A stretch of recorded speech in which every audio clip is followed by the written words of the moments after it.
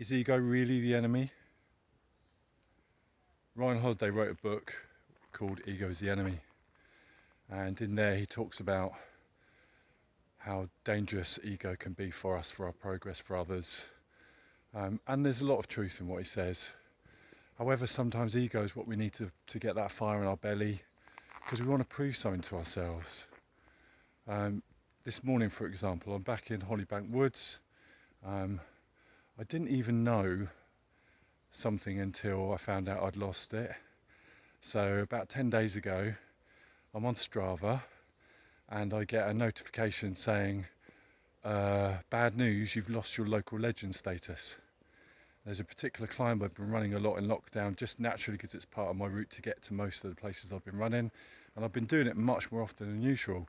And unbeknown to me, I was a local legend, and someone locally who I know had stolen that from me. Now the next day, I was minded to go out and to do some reps on that hill to reclaim it, and I thought, don't be stupid, it's your ego talking. There's no need. I went and did another nice windy route through the forest, and all was good. Last night, it's been so hot the last few days. I went running to the sea yesterday and dipped my toes in the water, or my legs in the water, and enjoyed the cooling effect there. There's this little thing nagging at me, and I thought, you know what? I haven't done any hill repeats for a while. I'm going to go and do that. So this morning, I've run to that particular Strava segment. I don't know how many reps I need to do to get that status back, but I think 9 will be enough.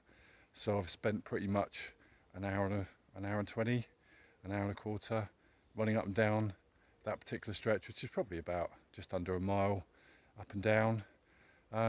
And when I get back, I'll see if I've got that status back.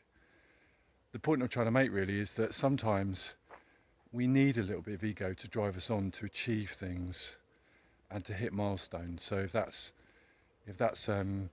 getting a better presence on LinkedIn, if it's being it until you see it, as they say, I think it's really important that we kind of do embrace that side of ourselves, but we keep it under control.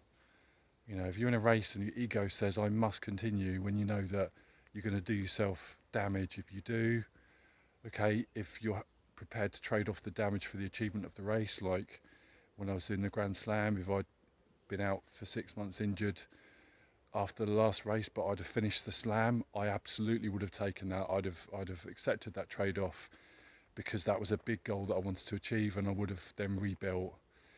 But sometimes it doesn't matter. Does a Strava segment matter? Not really. What matters is me knowing that I can show up every day and I can actually push to achieve things. Moving forward, there's going to be new challenges that await me. I'm going to need to push myself. So this is why I do these things in training. Just ahead of me, as I exit the woods, is Hollybank Lane. And only about 3 months ago, I decided one Saturday that I was going to do a 17-mile run.